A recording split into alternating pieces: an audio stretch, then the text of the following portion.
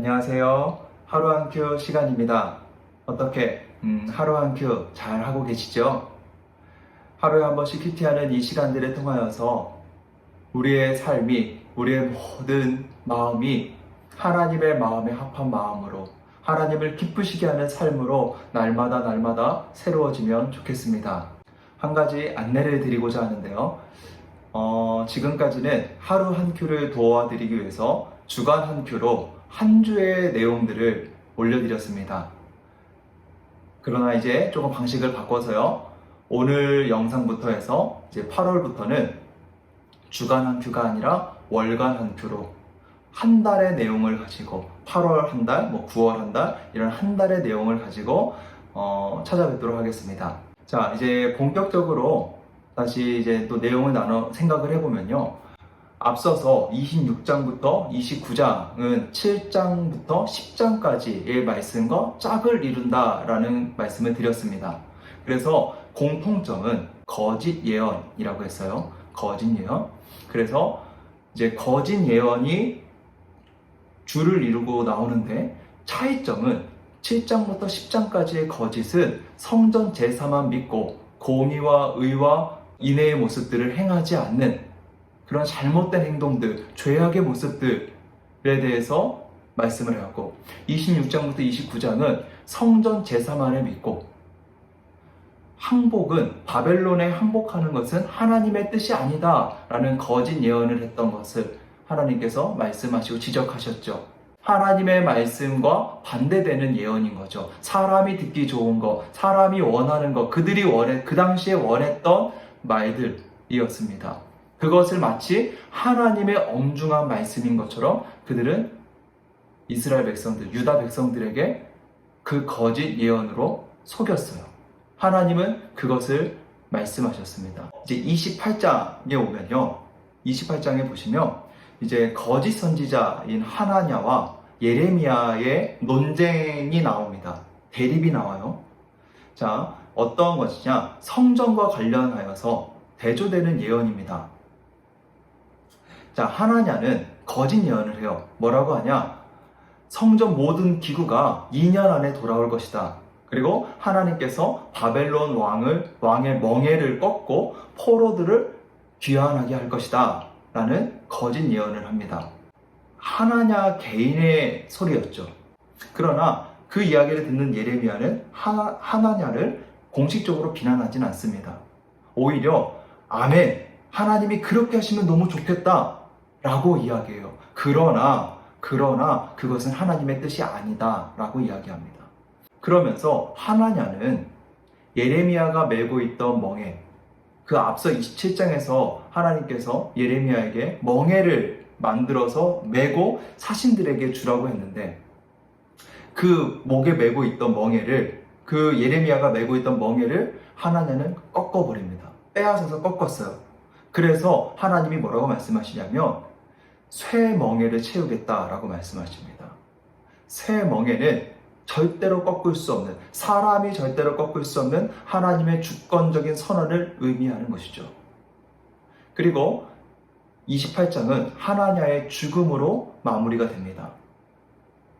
앞서서 예레미야가 하나냐를 비난하지 않지만 하나냐의 그 예언이 잘못되었음을 말하면서 이렇게 얘기해요. 평화를 이야기한 선지자들은 결국엔 그 끝에 가봐야 안다 라고 의미심장한 말을 했는데 하나냐가 2달도 안 돼서 죽습니다. 거의 2달 만에 죽어요. 이것은 하나냐가 거짓 선지자였다는 것이 단적으로 드러나는 모습인 것이죠. 자, 그렇게 돼서 이제 29장은 포로 공동체를 향한 예레미야의 편지입니다. 예레미야가 그 바벨론의 포로로 잡혀간 자들에게 보내는 편지예요. 자, 그 배경을 보면요. 유다왕 시드기야가 반역의 의심을 받게 됩니다. 시드기야가 반역을 꾀하는 거 아니야? 라는 그 의심을 받게 돼요. 바벨론 왕에게. 그래서 시드기야는 바벨론 왕에게 아니다, 이건 오해다 라는 것을 그러면서 충성을 표하기 위해서 사신을 보내게 됩니다. 예레미야는 그 사신을 통해서 자신의 편지를 그 포로로 잡혀가 있던 백성들에게 편지를 보냅니다. 그 예레미야의 편지의 내용이 무엇이냐 보면 첫 번째는 그곳에서 집을 짓고 살며 번성하라는 것이에요. 자, 굉장히 이해할 수 없는 이야기일 수도 있습니다. 왜냐하면 포로로 잡혀간 자들의 꿈이 뭐예요? 뭘까요? 원하는 게 뭘까요? 돌아오는 것이에요. 그러나 예레미야는 오히려 빨리 돌아올 생각을 해라. 어떻게든 돌아올 생각을 해라. 어떻게든 그렇게 해주겠다가 아니라 그곳에서 집을 짓고 번성하라고 합니다. 그리고 그 성읍의 평안을 위해서 기도하라고 합니다. 그러면서 거짓 선지자들의 말을 믿지 말아라. 하나냐와 같이 속히 돌아가게 될 것이다. 너희는 속히 돌아가게 될 것이다. 라고 예언하는 그 거짓 예언을 믿지 말아라. 그건 하나님의 뜻이 아니다. 라는 것이에요. 그러면서 하나님의 뜻이 무엇이냐? 70년이 지나야 돌아올 수 있다라는 것이에요. 여기서 70년이라는 것은 한 사람의 인생을 의미하는 횟수입니다.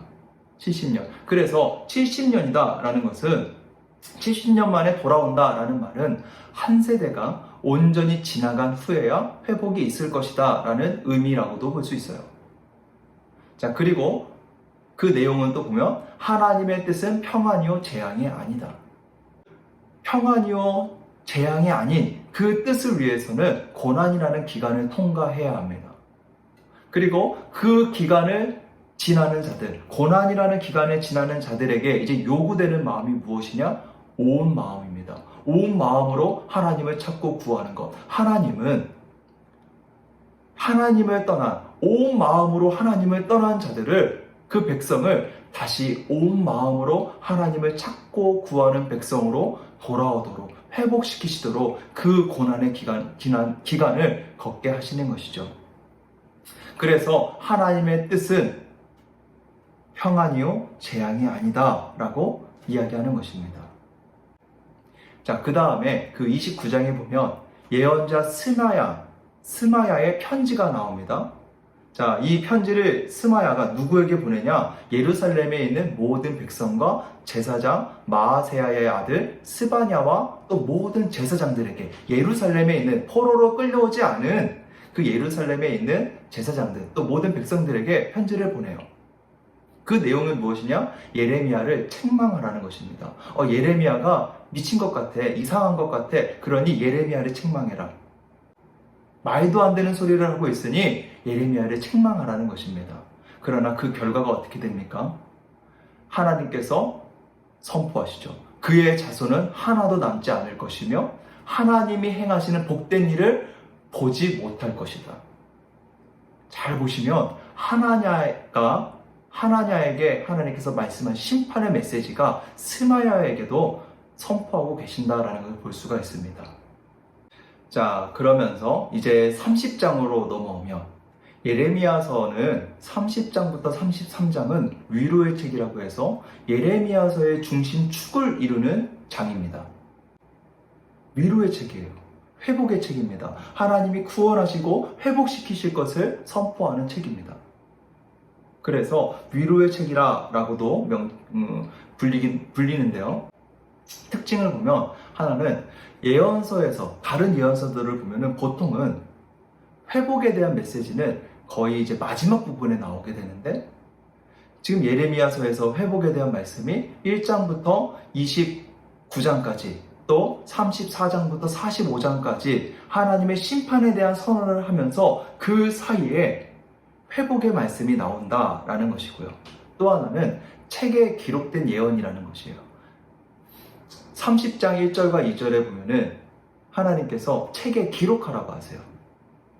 책에 기록하라고 하시는데, 이 예레미야를 통해서 전해지는 이 회복의 말씀은 지금 이 심판을 받아야 될 세대들, 지금 당시에 심판을 받아야 될 세대들에게 전해질 것이 아니라 그 후대에, 그 이후, 그 멸망 이후 시대를 사는 자들이 읽고 보아야 될 예언인 것이죠.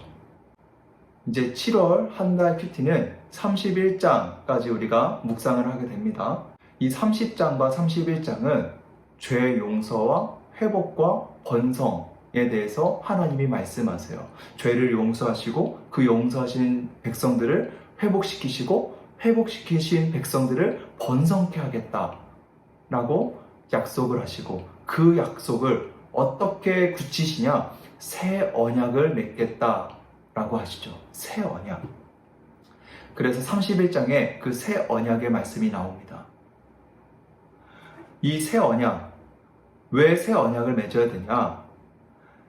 출애굽한 이스라엘 백성들이 시내산에 이르렀을 때 모세를 통하여서 하나님이 언약을 맺으셨습니다. 그러나 그 언약은, 그 시내산 언약은 이스라엘 백성들의 죄악으로 인하여서 파기됐어요. 깨어졌습니다. 그래서 하나님은 이제 절대로 깨어질 수 없는, 절대로 파기되지 않는 새 언약을 맺겠다고 하시는데, 그 언약이, 이 새 언약이 어떻게 파기될 수가 없는가? 우리의 마음에 새겨지는 율법, 마음에 새겨지는 언약이기 때문입니다. 하나님께서는 이 언약을 마음에 새기겠다라고 말씀을 하세요. 그래서 33절에 보면 이렇게 말씀하시죠. 그러나 그날 후에 내가 이스라엘 집과 맺을 언약은 이러하니 곧 내가 나의 법을 그들의 속에 두며 그들의 마음에 기록하여, 그들의 마음에 기록하여 라고 합니다. 그들의 마음에 기록하여 나는 그들의 하나님이 되고 그들은 내 백성이 될 것이라 여호와의 말씀이니라. 하나님께서 새 언약을 맺으시는 목적이고 목표입니다. 그들의 하나님이 되고 그들은 내 백성이 되는 것. 하나님의 목표이고 하나님의 뜻과 계획인 것이에요. 그리고 34절에 보면 그들이 다시는 각기 이웃과 형제를 가리켜 이르기를 너는 여호와를 알라 하지 아니하리니 이는 작은 자로부터 큰 자까지 나를 알기 때문이라. 내가 그들의 악행을 사하고 다시는 그 죄를 기억하지 아니하리라. 여호와의 말씀이니라. 새 언약의 특징입니다. 마음에 새겨지는 언약. 그래서 알라고 하지 않아도 그 마음에 하나님을 아는 마음들이 있다라는 것이에요. 그 마음을 통하여서 공의와 인애와 의를 행하는 하나님의 백성이 되는 것이에요. 이사야서와 에스겔서에서는 이것이 어떻게 가능하냐? 하나님의 영이, 성령께서 우리와 함께 하시기에 우리가 그러한 모습으로, 그러한 삶으로 살아갈 수 있게 된다라는 것이에요. 그리고 이 새 언약의 특징은 무엇이냐? 그 죄를 다시는 기억하지 아니하리라. 죄를 기억하지 않으신대요. 히브리서 기자는 이 새 언약이 예수 그리스도를 통하여서 성취되었다라고 기록합니다. 예수 그리스도를 통하여 성취되었다. 주님께서, 우리 예수님께서 십자가에 대신 달려 죽으심으로 인하여서 우리의 죄를 용서하여 주셨습니다. 우리의 죄를 용서하여 주셨어요. 우리의 죄를 없게 하여 주셨습니다. 대속이죠. 대속. 우리는 그분을 믿는 믿음으로 나를 위해 십자가에 달리신 그 주님을 통하여서 내 죄가 사함받았다라는 그 믿음을 통하여 의롭다 칭함받는 하나님의 백성이 되었습니다. 그리고 그 믿음의 고백을 하는 자들에게 누가 계세요? 성령께서 계시죠. 그 성령께서 우리에게 날마다 하나님의 말씀을 기억하게 하며 하나님의 자녀로서, 하나님의 백성으로서의 삶을 살아가도록 우리 마음에서 우리를 가르치시는 줄 믿습니다. 내용은 이렇게 구성이 되어 있습니다. 이제 남은 7월 한 달 동안 하나님의 말씀을 묵상하시면서 하나님의 뜻이 무엇인지, 하나님의 마음이 무엇인지 단순히 그냥 멸망시키시기 위해서 심판하시는 것이 아니라 하나님이 왜 회초리를 대시는지 더욱더 그 하나님의 마음을 깊이 알아가며 나의 삶을 점검하고 나의 마음을 돌아보는 그런 시간들, 또 하나님의 은혜에 감사하고 감격하는 그러한 시간들이 되시면 좋겠습니다. 앞서서 안내드린 것처럼 이제 다음 주에는 이 주간 학교가 없습니다. 다음 주에는 주간 학교가 없고 8월 첫째 주에 월간 학교로 8월에 있을 그 내용들을 가지고 월간 학교로 다시 찾아뵙도록 하겠습니다. 감사합니다.